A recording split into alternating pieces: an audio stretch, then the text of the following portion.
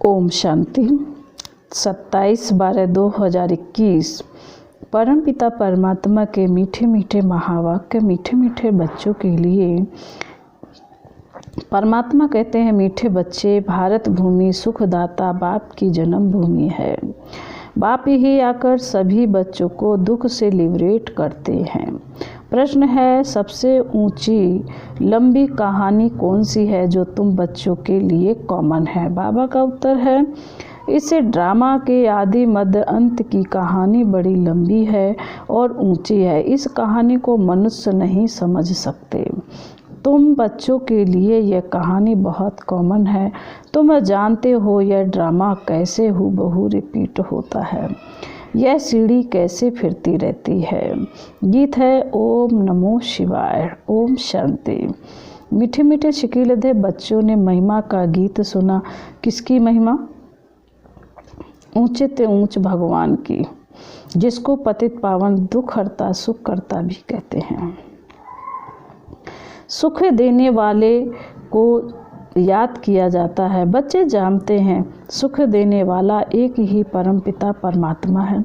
सभी मनुष्य मात्र उनको ही याद करते हैं और धर्म वाले भी कहते हैं कि बाप आकर दुख से लिबरेट कर सुख देते हैं, परंतु यह नहीं जानते कि बाप सुख देते हैं, फिर दुख कौन और कब देता है। यह भी तुम समझते हो। नई दुनिया सो फिर पुरानी दुनिया होती है, तो उनको दुख धाम कहा जाता है। कलयुग के अंत के बाद फिर सतयुग जरूर आएगा। सृष्टि तो एक ही है, मनुष्य इस सृष्टि के चक्र को बिल्कुल ही नहीं जानते।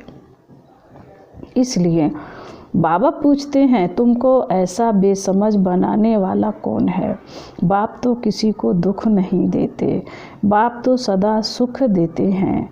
तुम जानते हो सुख देने वाले का जन्म स्थान भी भारत में है, तो दुख देने वाले रावण का जन्म स्थान भी भारत में है।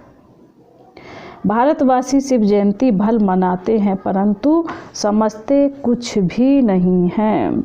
वह है ऊंचे ते ऊंच भगवान की जयंती।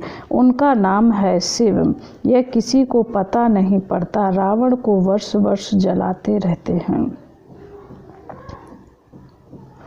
परंतु वह क्या चीज़ है, कब से आया, क्यों जलाते हैं, यह कुछ भी नहीं जानते। ड्रामा के प्लान अनुसार उनको यह पता होना ही नहीं है। बाप समझाते हर एक का पार्ट अलग अलग है। मनुष्य का पार्ट ही गाया जाता है। मनुष्य ही समझदार है, जानवर तो बेसमझ हैं। इस समय मनुष्य भी बेसमझ बन पड़े हैं। यह जानते ही नहीं कि दुख हरता सुख करता पतित पावन कौन है। पतित कैसे बने हैं और पावन कैसे बनेंगे? पुकारते हैं परंतु अर्थ नहीं जानते। इस समय है ही भक्ति मार्ग। शास्त्र भी सब भक्ति मार्ग के हैं। शास्त्रों में कोई सद्गति का ज्ञान नहीं है। कहते भी हैं ज्ञान भक्ति वैराग, बस इतना बुद्धि में आता है, इसका भी अर्थ नहीं जानते। ज्ञान का सागर एक ही परमपिता परमात्मा है, जरूर उनको ही ज्ञान देना है। वही सतगुरु सद्गति दाता है, इसलिए उनको पुकारते हैं, आकर दुर्गति से बचाओ। द्वापर में हम पहले सतो प्रधान पुजारी बनते हैं, फिर पुनर्जन्म लेते उतरते आते हैं। जो भी मनुष्य आते हैं सीढ़ी तो जरूर उतरते ही। भल बुद्ध आदि का नाम सीढ़ी में नहीं दिया है। बाबा कहते भल बुद्ध आदि का नाम सीढ़ी में नहीं दिया है। अगर उनको दिखाओ भी तो भी उन्हें भी सीढ़ी तो उतरनी ही है। उनको सतो रजो तमो में तो आना ही है। अभी सब तमो प्रधान है। अब बाप समझाते ये शास्त्र सब भक्ति मार्ग के हैं, जिनमें अनेक प्रकार के कर्म कांड हैं। ज्ञान देने वाला एक ही बाप है। ज्ञान सागर ही आकर सच्चा ज्ञान सुनाते हैं। आधा कल्प है दिन, उसमें भक्ति की बात ही नहीं। दिन में कभी ठोकरें नहीं खाते हैं, वहाँ तो सुख ही सुख है। वह बाप का वर्षा तुमको कल्प के संगम पर मिलता है। यह ज्ञान बाप उन ही बच्चों को देते हैं जिनको कल्प पहले दिया था और कल्प कल्प देते ही रहेंगे। उनकी बुद्धि में ही बैठेगा कि रचयिता ही रचना का ज्ञान दे रहे हैं। चित्र कितने बनाते हैं, फिर उन्हों के कैलेंडर्स भी बनाते हैं। नई चीज कोई निकलती है तो वह फैलती है। अभी भारत में रचयिता बाप आकर और रचना का ज्ञान दे रहे हो। यह भी फैलेगा और बाहर सबके पास जाएगा। फिर वह कह नहीं सकेंगे कि हम स्वर्ग में क्यों नहीं जाते। सबको पता पड़ जाएगा। बना बनाया ड्रामा है, इसमें फ़र्क नहीं पड़ सकता। दुनिया में तो अनेक मत हैं। कोई कहते हैं नेचर है, कोई कहते आत्मा निर्लेप है। पिछाड़ी में एक बात ही सुनेंगे, समझेंगे बरोबर हम इस ड्रामा के एक्टर्स भी हैं। यह वैरायटी धर्मों का झाड़ है, सबकी बुद्धि का ताला खुल जाएगा। अभी ताला बंद है। तुम्हारे धर्म की बात अलग है, बाकी ड्रामा प्लान अनुसार वे स्वर्ग में आ नहीं सकते। हमारा धर्म स्थापक फलाने समय पर आया, क्राइस्ट कोई स्वर्ग में थोड़े ही आएगा। यह सब बातें इस झाड़ से ही बुद्धि में आएंगी, सीढ़ी से नहीं। झाड़ बड़ा अच्छा है, समझेंगे यह बना बनाया नाटक है। बाकी योग की बात तुम समझते हो। हम पावन बन बाप को याद करेंगे तो विकर्म विनाश हों। जब योग युक्त हो जाएंगे तब अपना भी पता पड़ जाएगा। रचता और रचना की नॉलेज आगे चलकर सब समझेंगे, अभी नहीं। ड्रामा भी बड़ा युक्ति से बना हुआ। लड़ाई तो लगनी है। अभी तुम्हारी बुद्धि में यह ड्रामा का राज है। अगर कोई नया आ जाता है तो शुरू से लेकर समझाना पड़ता है। यह बड़ी लंबी कहानी है बहुत ऊंची, मगर तुम्हारे लिए कॉमन है। तुम जानते हो यह सीढ़ी का चक्र कैसे फिरता है। बाप कहते हैं, मीठे बच्चे, भक्ति मार्ग में तुमने कितनी तकलीफ़ें ली हैं, यह भी ड्रामा में नोट है। यह सुख दुख का खेल तुम्हारे ऊपर बना हुआ है। तुम बहुत ऊंच भी बनते हो तो नीच भी बनते हो। बाप कहते हैं, मीठे बच्चे, मैं इस मनुष्य सृष्टि का बीज रूप हूँ। झाड़ का सारा नॉलेज तो ज़रूर मेरे पास ही होगा। बढ़ के झाड़ का मिसाल भी इनके ऊपर ही है। सन्यासी लोग भी मिसाल देते हैं, परंतु उनकी बुद्धि में कुछ भी नहीं। तुम तो जानते हो कैसे आदि सनातन देवी देवता धर्म प्रायः लोप हो जाता है। अभी वह फाउंडेशन है नहीं। बाकी सारा झाड़ खड़ा है। सभी धर्म है, बाकी एक धर्म नहीं है।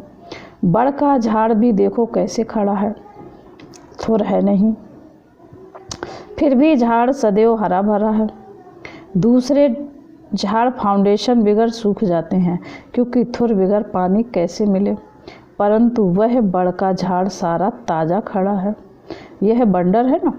वैसे ही इस झाड़ में भी देवी देवता धर्म है नहीं। अपने को समझते ही नहीं, देवता धर्म के बदले हिंदू कह दिया है। जब से रावण राज्य शुरू हुआ है तो देवी देवता कहलाने लायक नहीं रहे, तो नाम बदल हिंदू रख दिया है। देवताओं के सिर्फ जड़ चित्र निशानी जाकर रही है, जिससे समझते हैं स्वर्ग में उन्हों का राज्य था, परंतु वह स्वर्ग कब था यह कोई जानते ही नहीं। सतयुग की आई बहुत लंबी चौड़ी लिख दी कर दी है। जो पास्ट हो गया है वह फिर अपने समय पर ही रिपीट होगा। वही फीचर्स अभी थोड़े ही हो सकते हैं, वह फिर स्वर्ग में ही होंगे। यह ज्ञान तुम ही समझते हो, बाकी वह सब भक्ति करते पतित बनते रहते हैं। पावन दुनिया थी, तुमको बाप बैठ समझाते हैं, कहते भी है आप जानी जाना नहा रहे हैं। बाप कहते मैं कोई एक एक के दिल को थोड़ी ही बैठ जानूंगा। कोई कहते हैं बाबा आप तो सब कुछ जानते हो, हम विकार में जाते हैं, आप सब जानते होंगे। बाप कहते हैं मैं सारा दिन बैठ यह जानता हूँ क्या, मैं तो आया हूँ पत्तों को पावन बनाने। तुम जानते हो हम बाबा से सुख का वर्षा ले रहे हैं, बाकी सब वापस मुक्ति धाम में चले जाएंगे। कैसे जाएंगे, इसमें तुम्हारा क्या जाता है। बाप ही आकर मुक्ति जीवन मुक्ति में ले जाते हैं। हिसाब किताब चुकतू कर सबको जाना है। तुमको सतो प्रधान बनना है, तुम दूसरे की बात में क्यों जाते हो। तमो प्रधान से सतो प्रधान बनाने वाला एक ही बाप है। भक्ति मार्ग में ज्ञान की रत्ती नहीं हो सकती। कहते हैं ज्ञान और भक्ति, पूछो ज्ञान कितना समय और भक्ति कितना समय चलती है तो कुछ भी बता नहीं सकते। भक्ति अलग चीज़ है। बाप खुद ही समझाते हैं कि मैं कैसे आता हूँ, किस में प्रवेश करता हूँ। मनुष्य भक्ति मार्ग में फंसे हुए होने के कारण मुझे मुश्किल ही पहचानते हैं, इसलिए तुम शिव शंकर के चित्र पर समझाते हो। वह दोनों को एक कर देते हैं। संसार वाले शिव और शंकर को एक कर देते हैं।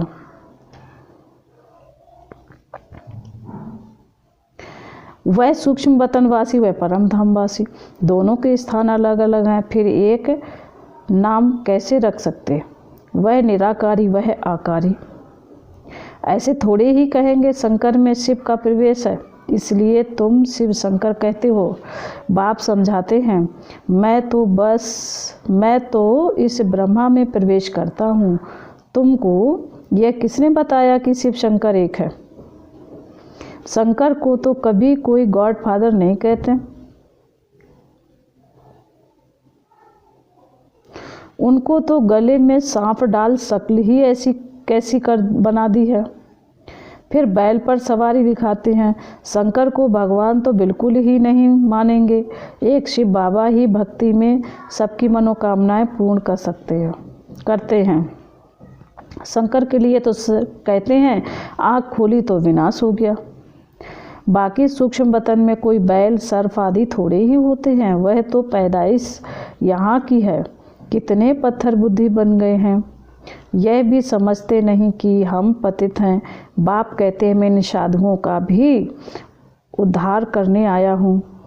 बाप कहते हैं मैं इन साधुओं का भी उद्धार करने आया हूँ। साधना की जाती है कुछ प्राप्ति के लिए, तो साधु लोग फिर अपने को शिव व भगवान कैसे कहला सकते हैं। शिव को तो साधना करने की दरकार नहीं, उन्हों का तो नाम ही है सन्यासी। भगवान को कभी सन्यास करना पड़ता है क्या। सन्यास धारण करने वाले को गेरू वस्त्र धारण करने पड़ते हैं, भगवान को भी यह वेश धारण करना पड़ता है क्या। वह तो है ही पतित पावन। कहते हैं मैं इन वेशधारियों का भी उद्धार करता हूँ। ड्रामा अनुसार हर एक अपना अपना पार्ट बजाते हैं। भक्ति मार्ग में मनुष्य जो कुछ करते हैं समझते नहीं। शास्त्रों से किसी की सद्गति नहीं होती। सद्गति होती है एक सत बाप से। ड्रामा अनुसार यह शास्त्र भी जरूरी है। गीता में क्या क्या लिखा हुआ है, गीता किसने सुनाई, यह भी कोई जानते नहीं। तुमको मुख जोर देना है गीता पर। गीता ही सर्वशास्त्रमय श्रोमणी है। अभी यह धर्मशास्त्र किसने और कब रचा और इससे क्या हुआ कोई जानते नहीं। गीता में जो कुछ लिखते आए हो वह फिर रिपीट होगा। हम उनको अच्छा बुरा कुछ नहीं कहते, परंतु समझते हैं यह भक्ति मार्ग की सामग्री है जिससे मनुष्य उतरते जाते हैं। 84 जन्म पूरे लेते लेते उतरती कला में तो आना ही है। जब सब अपना अपना पार्ट बजाने आ जाते हैं तब अंत में बाप आते हैं सबको ले जाने।